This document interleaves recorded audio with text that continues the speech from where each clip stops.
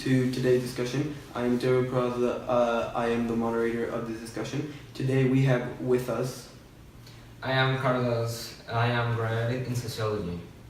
I am Renala. I am professor in historian, and I am African. I am Santiago. I am an anthropologist and a student in Duke. Welcome.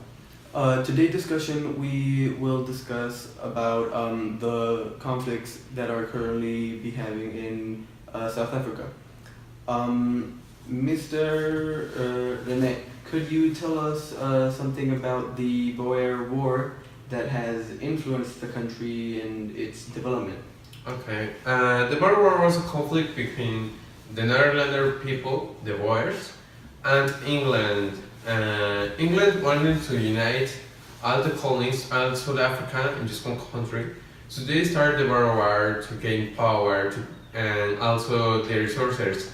The main sources in South Africa that are gold and silver and coal are so much appreciated by the British, so they wanted to get it and they invade the Boer lands, the Free States of Orange, and they win it, they won. And in 1913, the British and the Boers agreed to have like a pact that says that England could govern all South Africa and also to have the main coal mines into that zones. Today it's a big problem because the British created the apartheid to maintain the order into that zone, but the apartheid finished like a racial separation between the black people and the white people.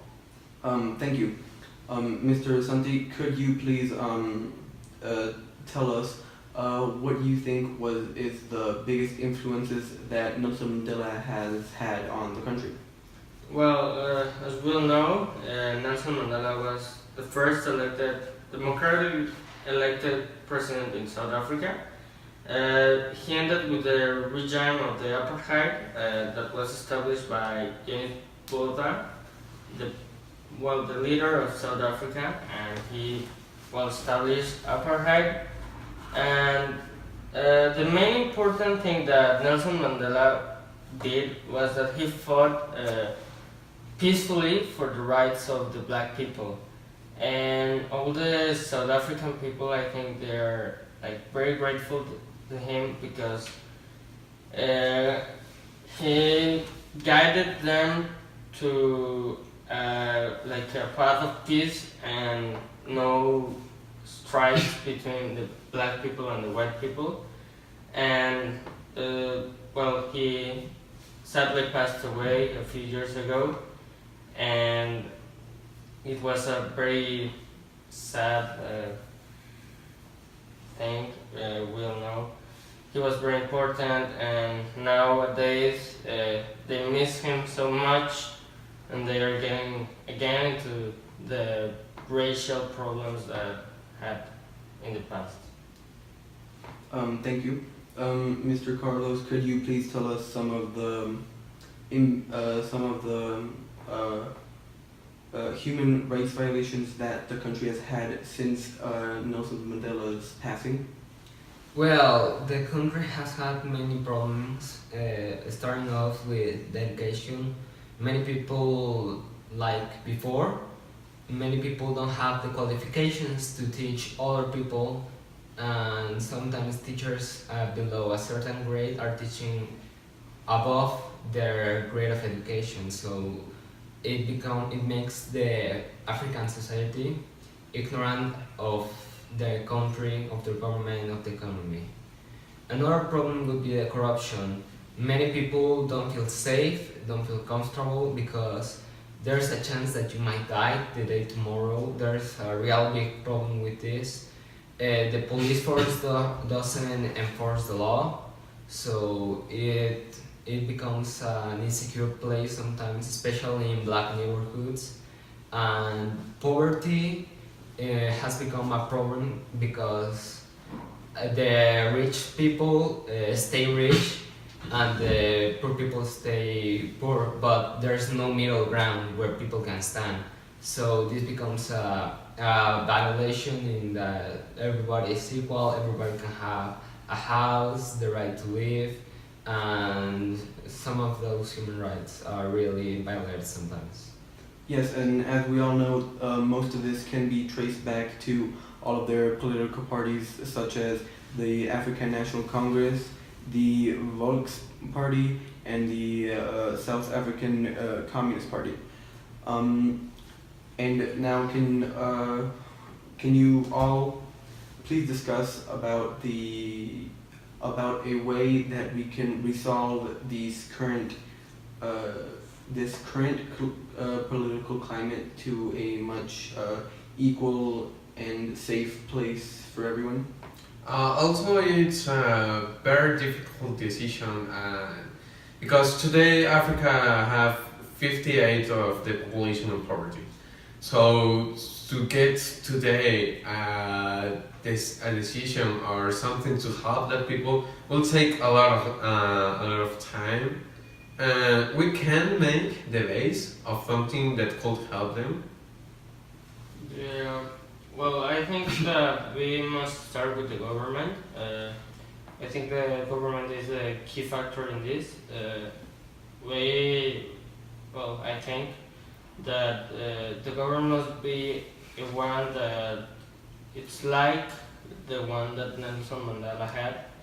Now we can't revive him, so we must put someone who gives equality to everyone and who tries to give everyone what they deserve and gives nothing more to the rich ones and nothing less to the poor ones.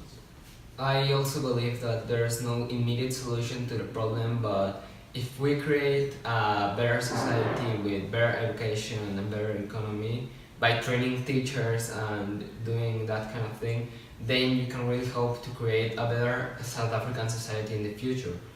Yet the problem still remains in the government that doesn't want to do it. So a good example, a good idea would be to remove the government from that kind of place. Are there no more comments to be had?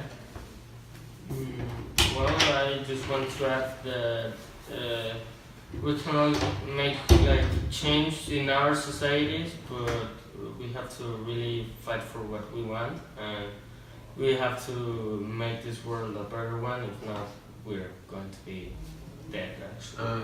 And in my professional opinion, I think that it's important to advocate the people in South Africa to maintain a democracy, because it's probably that if the people is still living in poverty and terrorism and in war, a dictatorship will be in the next year or maybe in the next 10 years.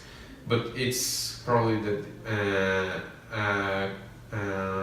totally disorganized country will appear in some time. And with that, I would like to conclude this discussion. Thank you all for coming. Thank you. Thank you. We will see you next time. Getting them in is easy. I brought them in over the mountain, through the desert, whatever. The hard part is moving them inside the country.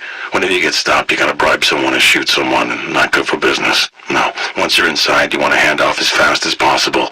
Let the customer deal with it. How do they move a shipment? I delivered 300 kilos of C4 to Bentue about 6 months ago. He showed up with a dozen of his men, dead men. He packed C4 into the corpses, figured no one would search them. Smart guy.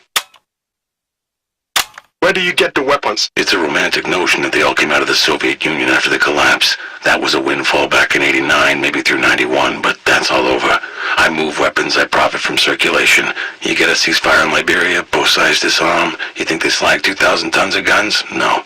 They sell them to me. I resell them wherever the next war is starting. Those same Soviet guns from 1989. Oh, that's about half. The rest mostly come from old European armies. After they abandoned their colonies in the 60s and 70s, you know, French guns, Dutch, Belgian. So some of these guns are very old. They've been sold, bought and sold repeatedly.